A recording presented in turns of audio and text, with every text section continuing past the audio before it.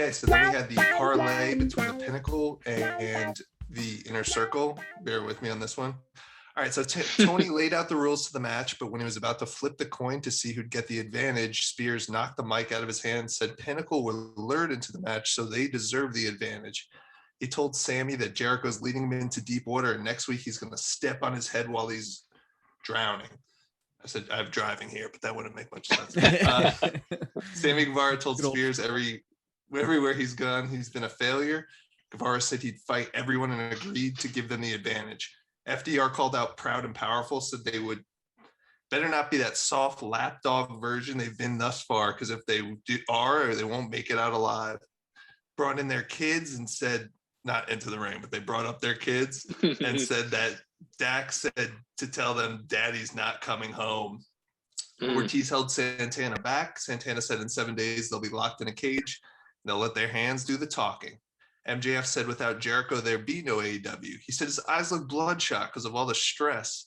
He'll do him a solid, take the crown and the responsibility. He said when Blood and Guts is done.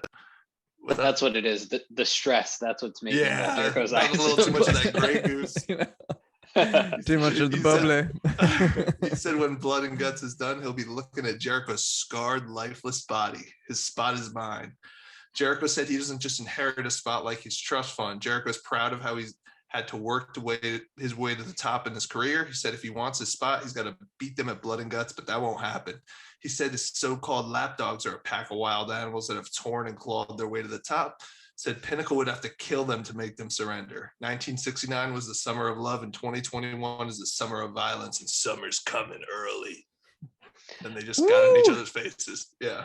Nice job, Eric. That was great recap. Yeah, that's all plus for that very one. Nice. Yeah. And wait, Wardlow and Jake just stood there. This felt like a concert or like a rap battle to me without being cringy, where they were going off, but it made sense. Man, I would like to hear Santana and Ortiz like cut promos more because they're compelling. Everybody was good here. Sammy, especially. I'm excited for him to be on television more. I'm so glad he's back. Every time he's been on, he's stood out to me. And the timing when he was like, "Oh yeah, and that other place you work, you were a failure there too." That to me is like part of the perfect walking the line of not saying too much, but just really digging in on someone. MJF was great, but then Jericho, like, one thing MJF did really well, listen to the crowd, let him talk, and then responded in kind. I've picked on him for that before, so I thought that was strong improvement. And then, Jericho finished it off. It was like a little bit too much. Like there was a moment where I was like, okay, like wrap, Dave Chappelle, wrap it up box. But it was good. And then I appreciate the old school, like, and on May 5th at Blood and Guts. I really liked that, which she did last time and did again here. Yeah, all in all, this is great. It did the job too. Like, I'm very excited to watch this next week.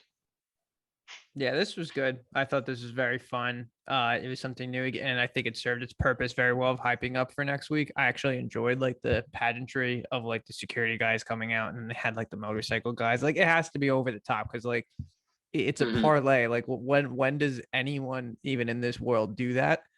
Let alone like, okay, let's do it in a wrestling ring. Like, okay, so like things have to be over the top, but just like make sense, but enjoy but also like be entertaining as well. I thought everyone had very good give and take. It's funny how Eric said that like kind of Wardlow and Hager just stood there. I actually pointed out, I think they honestly shouldn't have talked. I honestly kind of wish though they just stared at each other the whole time because like they're just two like behemoths. Yeah. They would have looked really intimidating if they just didn't care at all. And especially when they were all in the Inner Circle group before, they had that like kind of rapport when they would just constantly stare at each other. They made jokes about saying that guy keeps staring at me. So I kind of wish they just stayed like that. But that was like my only tidbit really. Obviously MJF and Jericho are head and shoulders above everyone, not even just like their groups. I'm just saying the whole roster. They just know how to really talk and hype up the match. And I actually liked how Jericho ended it off with like the Summer of Love, and then like you're gonna have the Summer of Pain and Summer's coming early. I thought kind of like that was just funny to me, like as in like, it's good way to end like the show, like the like parlay into like the big show to next week. I thought this was the best build up for this match yet, and I didn't think it was even close. Not a lot of jokes. Mhm. A lot of MJF saying, "I want your spot," which is still a little strange to me, but it makes sense for what his character would do. I just thought everyone did a really good job. And then I thought Jericho's part was head and shoulders better than anyone else's, in my opinion. I thought he was so serious. I thought it was great as a babyface saying, I'm proud of like that I fought in all these different countries and whatnot, whereas you're just kind of being gifted Yeah, that like was the great. spot when you're 25. That's like putting yourself over without sounding like a dick, like and saying like I'm proud that I had to work hard. Like, yeah, when he said, like, what one line actually stuck out to me, I forgot. He's like, what did he say? Oh, he said that, like, oh yeah, I'm proud that I curtain jerked when I was like 25 or something like that. As in, like, yeah, that's not really putting yourself over, but it's just showing that you put your time in. Yeah. My last thing was probably my only problem with this is that